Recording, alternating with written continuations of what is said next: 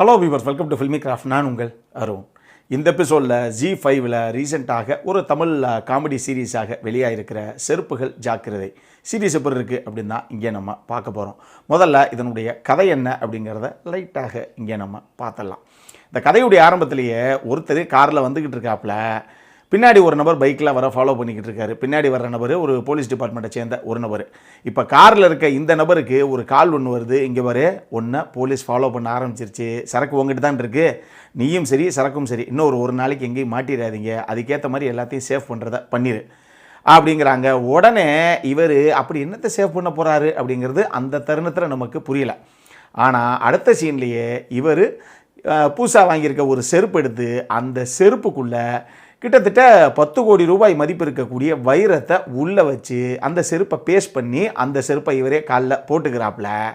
போட்டுட்டு மறுநாள் காலையில் பீச்சோரமாக வாக்கிங் வந்த சிங்கம்புலியை இவருடைய ஃப்ரெண்டு அவரை பார்த்து, ஏப்பா நான் ஒரு மீட்டிங் போகிறேன், நீ தான் ஷூ போட்டு தானே வாக்கிங் வந்திருக்க, உன் ஷூவை எனக்கு கூட இந்த என் செருப்பை நீ வச்சுக்கையன் அப்படிங்கிற மாதிரி செருப்பை நேக்க கைமாற்றி விட்டுறாப்புல. ஏன்னா இவரை போலீஸ் டிபார்ட்மெண்ட்டில் ஒரு ஆள் ஃபாலோ பண்ணுறாரு அப்படிங்கிறது தெளிவாக இவருக்கு தெரியுது. இப்போ அந்த செருப்பை வீட்டுக்கு எடுத்துகிட்டு போன சிங்கம்புலி அந்த செருப்புடைய மதிப்பு தெரியாமல் அவன் மாட்டுக்கு ஓரத்தில் கடாசி தூக்கி எரிஞ்சிட்டு அவர் மாட்டுக்கு போயிடுறாப்புல. ஒரு கட்டத்தில் தான் இந்த செருப்புக்குள்ளே 10 கோடி ரூபாய் மதிப்பு இருக்கக்கூடிய வைரம் இருக்குங்கிறது சிங்கம்புலிக்கே தெரியுது.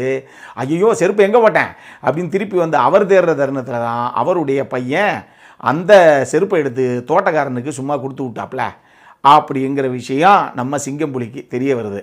இப்போ இதை தான் பையனுக்கும் ஃபுல்லாக எக்ஸ்பிளைன் பண்ணி இப்போ அப்பா பிள்ளை 2 பேரும் சேர்ந்து எப்படியாவது அந்த செருப்பை தோட்டக்காரங்கிட்ட இருந்து நம்ம வாங்கினோம்னா 10 கோடி ரூபாய் வைரம் நமக்கு தான் அப்படின்னு புரிஞ்சுக்கிட்டு இறங்குறாங்க களத்தில். இதுக்கப்புறம் இந்த கதையில் நடந்த சுவாரஸ்யமில்லாத சம்பவங்கள் தான் இந்த சீரீஸுடைய மொத்த கதையை. இந்த சீரீஸை பொறுத்தளவுக்கு ஒரு தனி ஆளாக இழுத்த கதையாக சிங்கம்புலி எப்படியாவது ஆடியன்ஸை சிரிக்க வச்சு போடணும், அட்லீஸ்ட் நம்ம மட்டுமாவது முட்டு கொடுத்து சிரிக்க வைப்போம் அப்படிங்கிறதுக்காக எவ்வளவோ முயற்சி பண்ணியிருக்காப்புல. பட் எப்படி ஒரு தேரை இழுக்க முடியும்?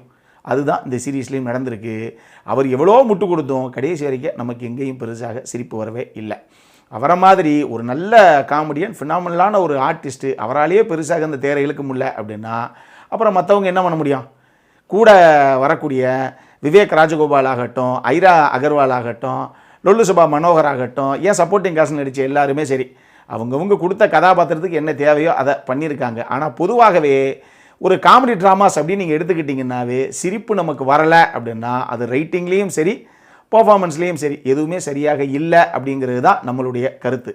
அவங்க தேவையான விஷயத்தை கரெக்டாக எழுதி கரெக்டாக பர்ஃபார்மன்ஸை ஃபுல் ஆஃப் பண்ணியிருந்தாங்கன்னா நிச்சயமாக எங்கேயாவது அங்கங்கே நமக்கு சிரிப்பு வந்திருக்கணும். அதுதான் இதனுடைய பிரச்சனை. இதில் இன்னொரு பக்கம் ஒரு சில டீட்டெயிலிங் பண்ணியிருக்காங்க. அங்கே தான் நீங்கள் யோசிக்கணும் இந்த சீரீஸ் எந்த அளவுக்கு நுணுக்கமாக கையாண்டிருக்காங்க அப்படிங்கிற விஷயத்தை. அதாவது லுல்லுசுபா மனோகர் பாரில் உட்காந்து சிங்கம்புலிட்டையும் ஒரு பையன்ட்டையும் பேசும்போது அப்போ சிங்கம்புலி கேட்பாப்புல, ஆமாம் எங்கே போய் செருப்பை விட்டதுக்கு முன்னாடி அப்படின்னு கேட்கும்போது லுல்லுசுபா மனோகர் சொல்லுவாப்புல, நான் என் வீட்டுக்கு வரதுக்கு முன்னாடி மல்லிகா வீட்டுக்கு போயிருந்தேன், அங்கே விட்டேன் அப்படிம்பாரு. என்னது மல்லிகா வீடா? அந்த அட்ரஸ் சொல்லு, அது நம்பர் 6 அப்படின்னு சொல்லி திருவாமியூரில் ஒரு அட்ரஸை ஒன்று சொல்லுவாப்புல. இப்போ அப்பாவும் பையனும் சேர்ந்து அந்த செருப்பை தேடி அந்த வீட்டுக்கு போகிறதாகத்தான் காட்சி அமைப்பு. இப்போ அதில் எவ்வளோ ஒரு டீட்டெயிலிங் ஒர்க்கு பாருங்கள்.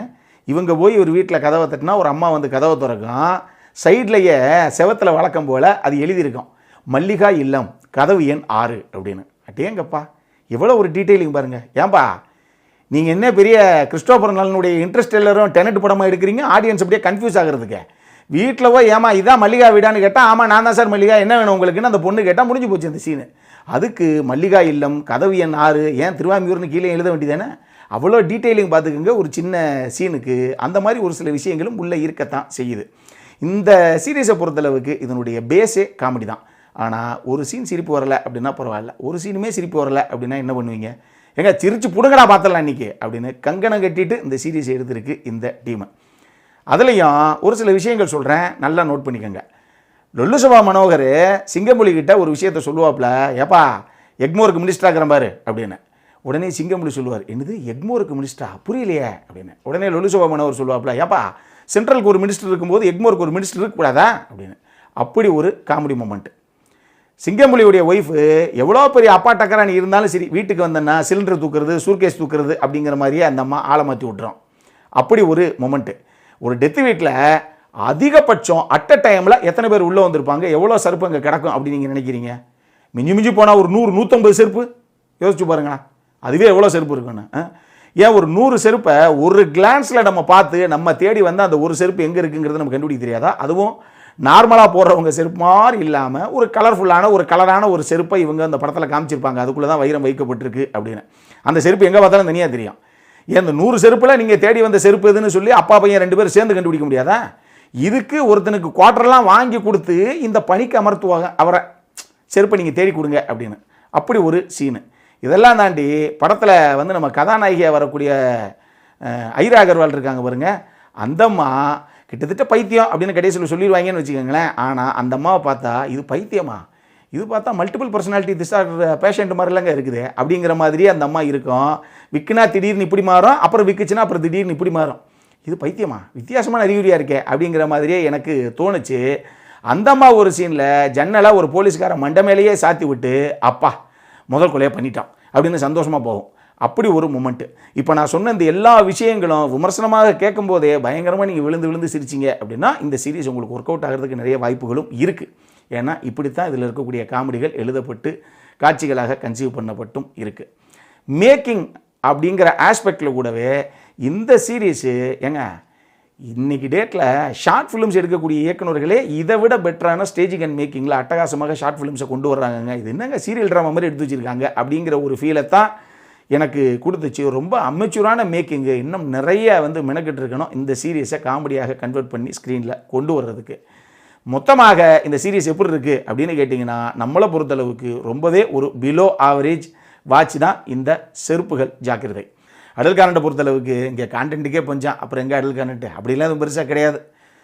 இந்த சீரீஸ் உங்களுக்கு Zee5ல வெளியாகிருக்கு. அப்புறம் உங்களுடைய கால் தான். இதே மாதிரி இன்னொரு வீடியோவோட அடுத்த முறை உங்களை சந்திக்கிற வரைக்கும் இட்ஸ் அருண் சைனிங் ஆஃப்.